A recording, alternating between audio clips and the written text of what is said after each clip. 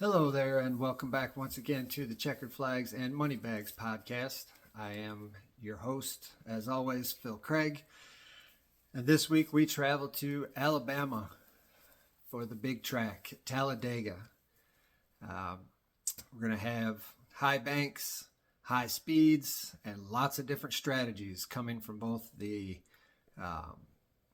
from the crew chief in the pits to the most important spotter up on top of the booth, to where they can see the whole track, calling out where all of the holes are for drivers to jump in and out of. All right, so before we dig into Talladega, let's go back a couple of weeks. Last week I did not put out a podcast. Sorry about that. I got into watching the fights at the UFC 300, not at the track or at the venue, but right here in the apartment. Started watching the fights, forgot all about making the podcast until it was too late. So let's go back a couple of weeks to Martinsville and take a look at the results that we had there. Very good week at Martinsville. Very good. Did not have the winner. I had Logano, Blaney, Larson, and Hamlin was the four drivers that I picked for the winner. We saw William Byron once again take the checkered flag for the third time in the first 8 races, which means that Olivia was correct once again for the third time in the first 8 races. So I'm really thinking that I should just turn this over to her and let her do the whole thing. But I'm not. Okay, so although I did not have William Byron, I did have Chevy to win. Did pick Hendrick Motorsports to win, so cashed really nicely on both of those. A couple of top 10s in Briscoe and Elliott. Cashed both of those as well. I think I did mention on the podcast leading up to Martinsville that it was a special event for HMS, and I thought that they would really show up and perform well there, and they did by taking the top 3 spots, and all 4 in the top 10. As also we had under 0.5 drivers not to finish 200 laps. I believe everybody finished at least 300 laps, so that cashed. That was my bank at bet of the week, so I went a little heavy on that wager, and that cashed for me nicely. A couple of head-to-heads in Elliott beating Keselowski, Larson beating Bell, Briscoe beating Buescher. We were able to cash on all of those. And then also in the Xfinity race, I had each way wager. Once again, that is a win or top 4. You can win in 2 different ways. Each way meaning first, second, third, or fourth. Excuse me. And Eric Almirola, I had him on that one at plus 400. He did win the race and cashed nicely on that one. So altogether, a 49% profit on the day for Martinsville. Very nicely, bumping that season total up to a 15% profit overall. Then we moved on and went to Texas last week, the one that I was not able to put out. Once again, did not have the winner, even though I did have Byron. Okay, so I finally picked Byron, and he doesn't come through. So I'm going to blame that one on Olivia. All right, so I had Byron, Bell, Larson, Reddick, and Wallace. Even knocked in Kyle Busch there as well.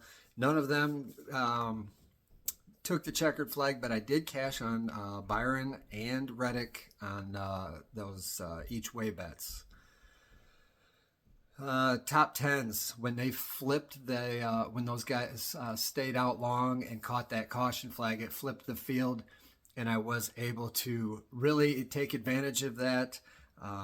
Had some guys that jumped up in the top 10 with Keselowski, Suarez, Briscoe, and Kyle Busch. Those guys, I believe all 4 of them, I think, benefited from that late caution. And I cashed on all 4 of those guys getting into the top 10. So that was very nice for me. Actually, I think Briscoe was up there most of the race. But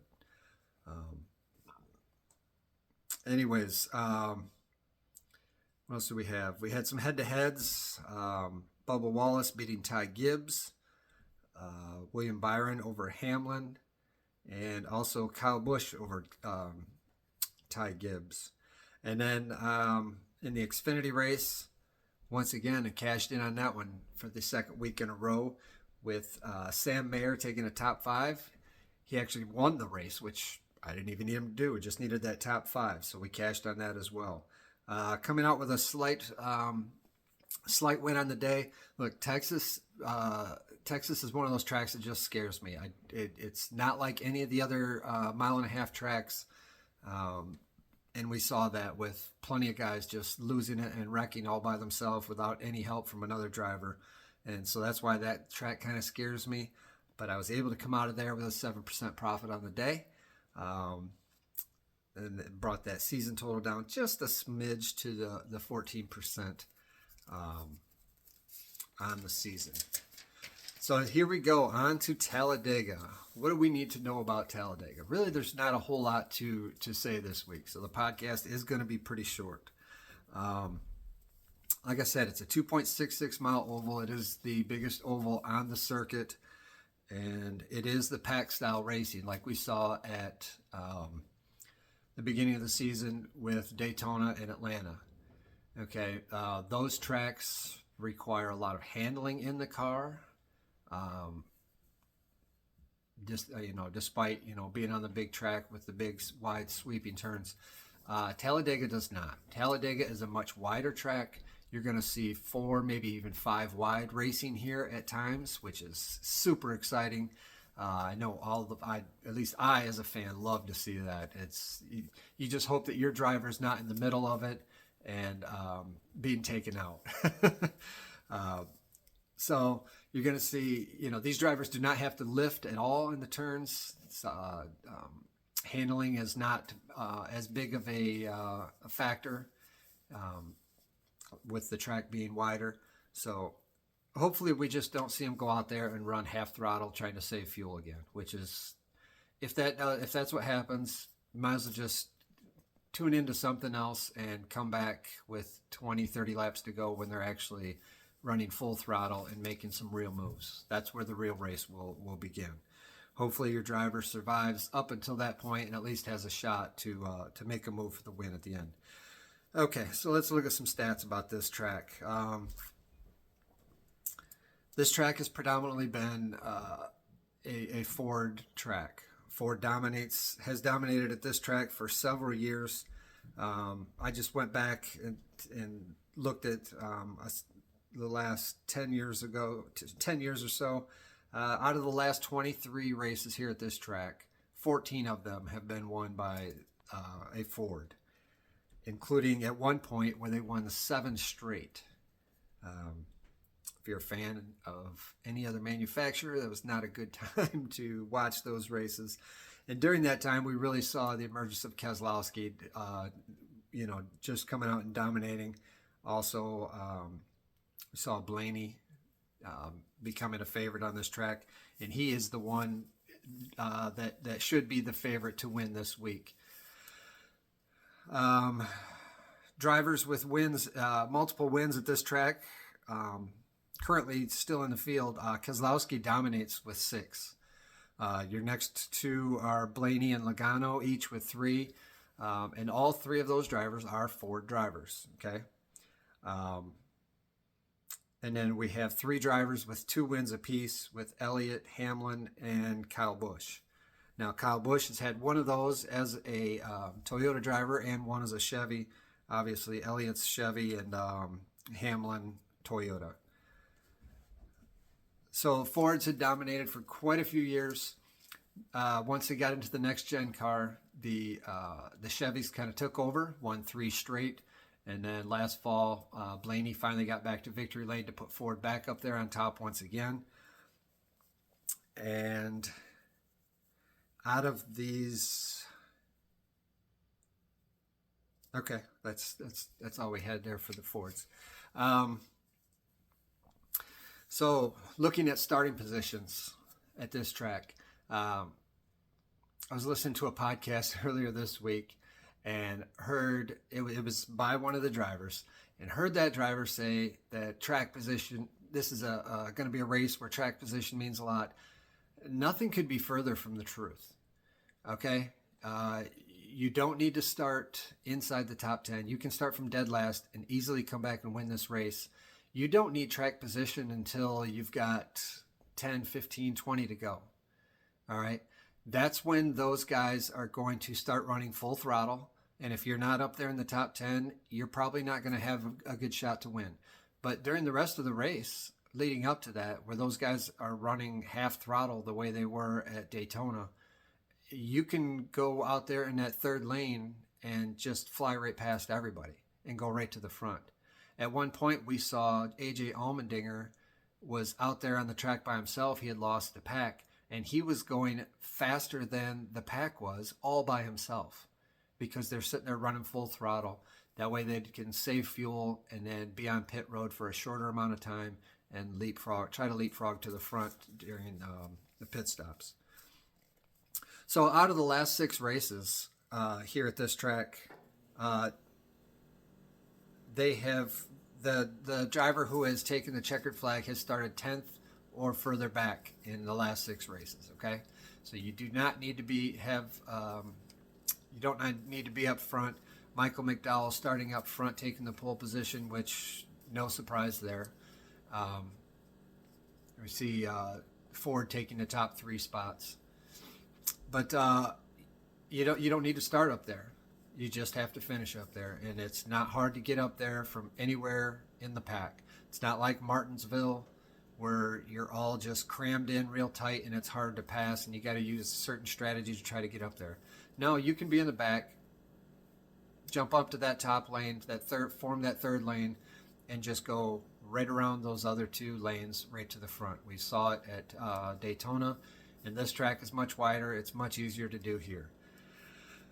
Okay, so track position, no, Corey LaJoie, it does not mean a lot.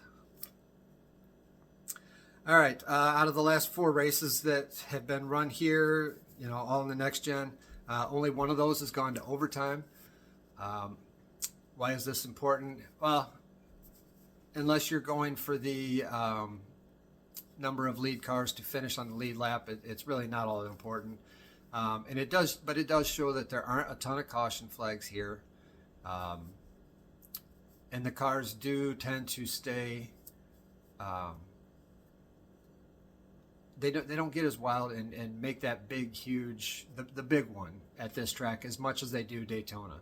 Okay. The last few years here, I think we've seen maybe a half a dozen cars each race that don't finish the race. Okay, so we're not seeing those 10 to 15 car pileups here at Talladega as much as we do Daytona. All right, so who do I expect to see up front in winning this race? I mean, you got to look at, like I said, at Ryan Blaney. Okay, Ryan Blaney has been the most dominant car here recently. All right, when you look at average finishes out of the last 6 races, he's got a 6.7 average finish. The only driver with 3 top 5s, and the next one closest to him for drivers who have had all 6 of those races in is Chase Elliott, and his would be an 11.5. So that's a huge difference. We don't see that much of a difference at any other track. Usually it's 1 to 2 positions on average at the most between first and second. Here we see a whole 5 positions on average difference.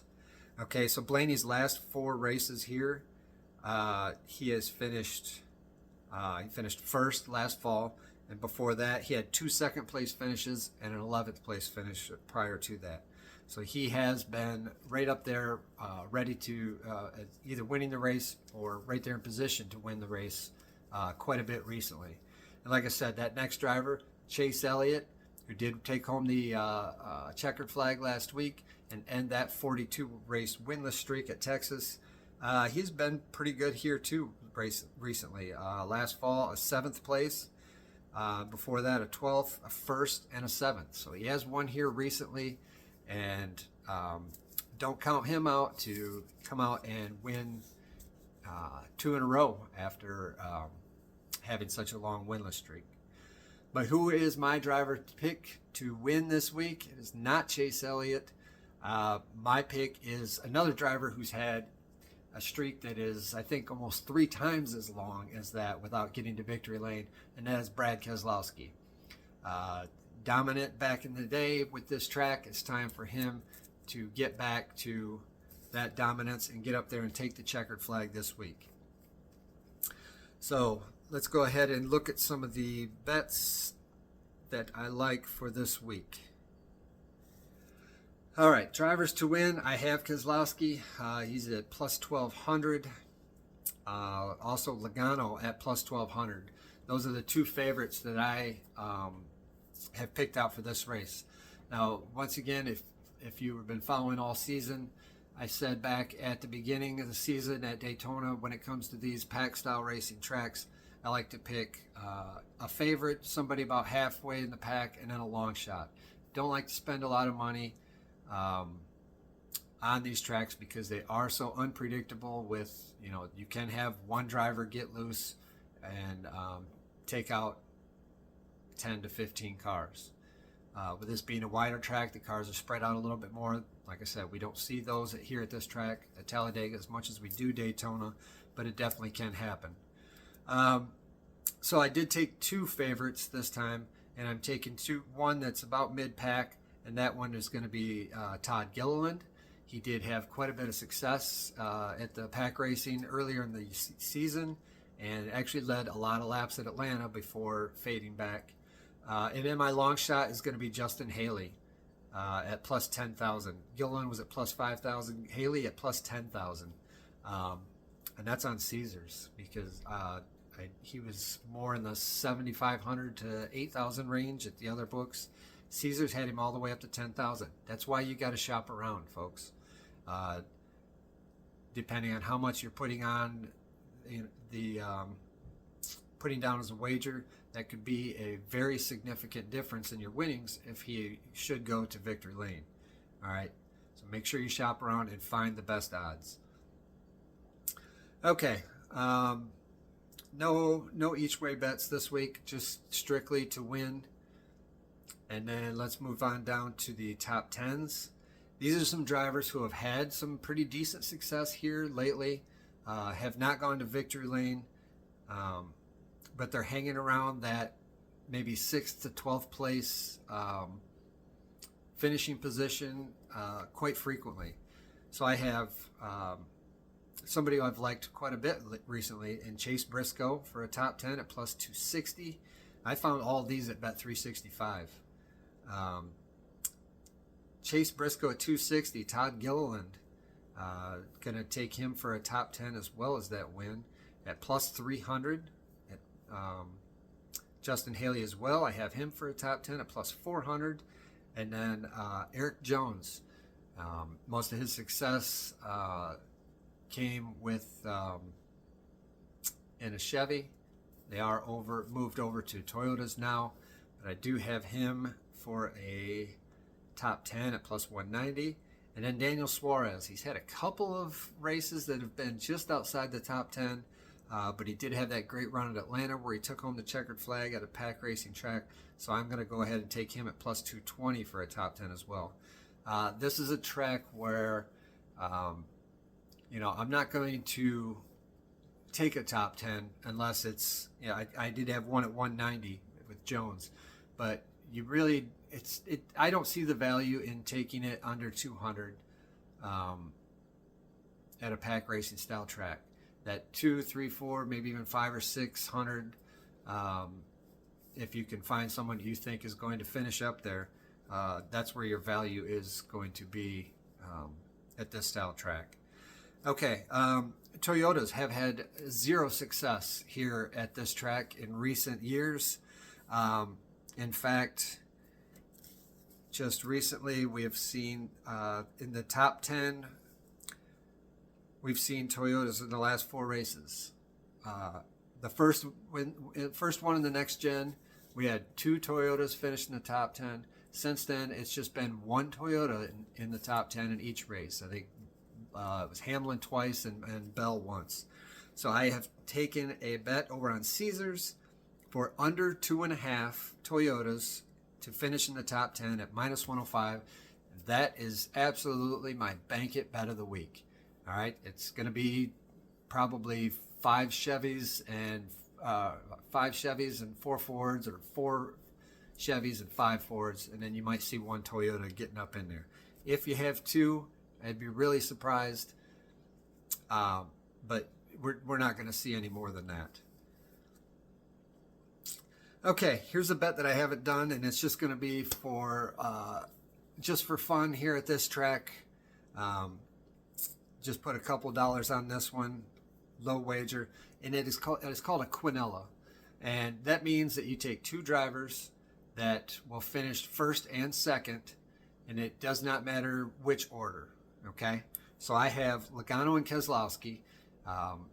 It could be Logano winning and Keselowski second, or vice versa. Keselowski winning and Logano to come in second. That's at plus 4,000 at Caesars. So just a little bit of fun with some big odds. Don't have to put a lot on it in order to have a nice little amount to take home to cash that ticket. And then I have one bet that I've already lost since we have already had qualifying. I did take Gregson to take the pull here. That 10 car with Almirola in it was a very good qualifying car, so I thought maybe Gregson could step in there and take it to the front row once again, but not quite so much. In fact, I think he had a pretty bad qualifying lap. I think he's starting 27th. So he's back there buried in the pack quite a ways. Doesn't mean he can't come to the front. I'm sorry, 36th starting position for Noah Gragson. Doesn't mean he can't take that to the front. Bringing up the rear actually is Kyle Larson. I'm not sure what happened there. I don't know if he lost it and wrecked in his qualifying lap, or if he was unable to make a qualifying lap at all. But I did not see qualifying this morning. I did have one bet that has already cashed this weekend. We had the Xfinity race earlier, and I did take Jesse Love to win at plus 900 at Caesars. So great way to start off the weekend already, cashing that big win, and hopefully we can get one of those other guys to step in there and help me cash a couple more. So that's all I've got for you this week. So now it is time to bring in the guest picker, who I think we might know who she's going to choose for this week. But you never know. She might surprise you. All right, come on up here. All right, we are at the big track this week. Oh, we got Pip joining us as well. Did Pip come in last week or 2 weeks ago? I think he came in for like a while ago. One of the previous ones? I think he did too. Okay.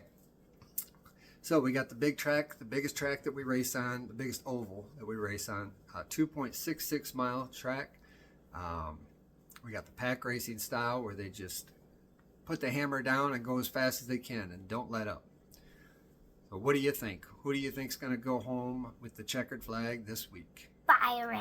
William Byron. All right. Once again, sticking with William Byron. Reed, you want to jump in here? You got a pick for this week? Who do you think's going to take home the checkered flag? I'll go with Olivia. You going with Olivia's pick? You going with Byron? Okay. Hey, they're sticking together with William Byron, and not a bad pick. He is good at restrictor plates. Well, anybody at in the HMS camp is going to be pretty strong this week. So tune in. Good luck with your bets. And go get that bag. Bye, Pip.